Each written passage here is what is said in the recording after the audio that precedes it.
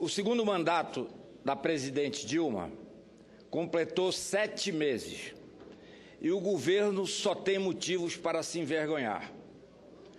O governo das irregularidades, da fraude e da corrupção nada tem a apresentar, a não ser um conjunto de mazelas e agruras que aumentam o descrédito por parte do povo brasileiro.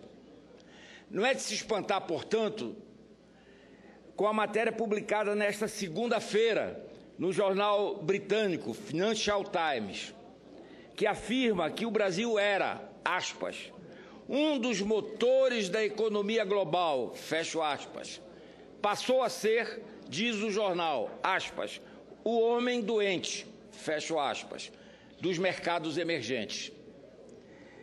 Para o jornal, o Brasil está quebrando todos os recordes de forma errada. Desemprego está disparando e a confiança empresarial despencando. E, recentemente, a agência de classificação de risco, Standard & Poor's, está considerando cortar a nota do país de grau de investimento. De acordo com o FMI, entre os grandes mercados emergentes, só a Rússia terá um resultado pior que o Brasil este ano. Para o Financial Times, o país não passa por uma crise contábil ou cambial, mas, assim como outras economias emergentes, está sofrendo com o fim do superciclo das commodities em meio à desaceleração da demanda chinesa e do esgotamento do boom do crédito doméstico. No entanto, aspas, a profundidade da ressaca está sendo atribuída às tentativas de Dilma, no primeiro mandato, de prolongar a festa por meio de controle de preços e um programa de estímulo altamente ineficiente, diz o Financial Times, fecho aspas. A análise deste respeitável jornal não traz grandes novidades da realidade econômica e política do Brasil de hoje. Sabemos que o governo Dilma está como uma nau à deriva, sem apoio do Congresso e principalmente da população brasileira. Mas o que vemos de novidade é a tipificação do país como, aspas, homem doente, senador Paim, fecho aspas, dos mercados emergentes. Os dados reais, infelizmente, reforçam essa percepção. Inflação. Pela 16ª semana seguida, o mercado sobe sua estimativa de inflação em 2015. A previsão dos analistas passou de 9,23% para 9,25%.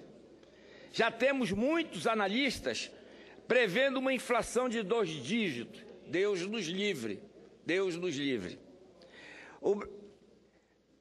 A imprensa divulgou que a presidenta Dilma iria fazer, senador Vicentinho, uma reunião com o Ministério do Planejamento, seus ministros, para fazer uma redução do número de ministérios, para, se não me engano, 20 ministérios. É algo que todos nós, praticamente, todas as semanas, estamos pedindo para a presidente, corte os gastos, diminua os gastos, não penalize a população. Eu espero que ela tenha escutado as vozes da rua. Já o brasileiro sente a perda de seu poder de compra todos os dias e em todos os lugares, no posto de gasolina, no mercado, na conta de luz. Contração econômica, senador Vicentinho. Parece que essa seria a pior recessão na história recente. Para o PIB neste ano, os economistas pioraram a projeção pela 3ª semana seguinte, prevendo recuo PIB negativo de 1,8%. A recessão e o real fraco podem levar o Brasil a perder 2 postos no ranking das maiores economias do planeta em 2015, deixando o posto de 7ª maior economia ao ser ultrapassado por Índia e Itália. Este é o Brasil do PT. É triste constatar que, há apenas 4 anos, comemoramos o título de sexta potência. Desemprego. A taxa de desemprego do país chegou, senador Paim, a 6,9%. Em junho, o maior índice registrado neste mês desde 2010.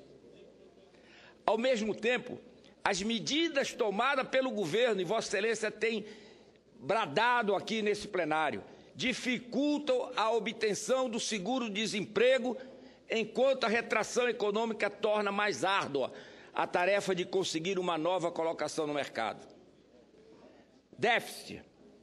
A queda da arrecadação teve grave impacto nas contas públicas. De janeiro a junho, o Governo Central, Tesouro Nacional, Previdência Social e Banco Central acumula déficit primário de 1,598 bilhão de reais. O pior resultado da história para os 6 primeiros meses do ano, desde a criação da série histórica em 1997. Estamos falando quase 20 anos, de quase 20 anos.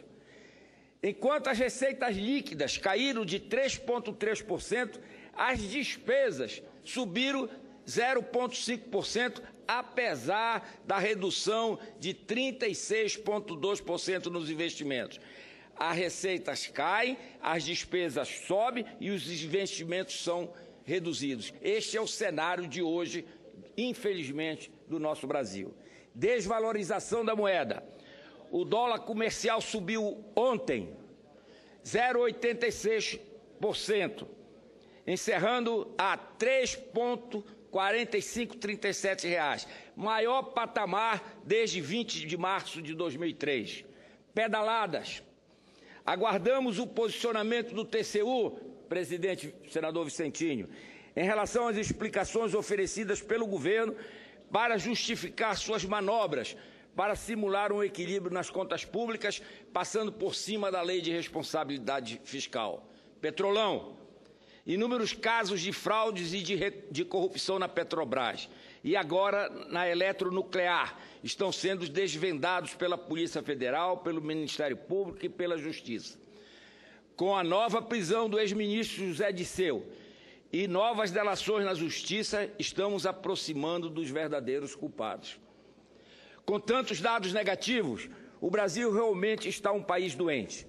É urgente arrumarmos a casa e limparmos toda essa sujeira. Afinal, a economia brasileira anda em um terreno de muita instabilidade e a população brasileira não aguenta mais tanta falta de ética e tanta irresponsabilidade na gestão do governo Dilma.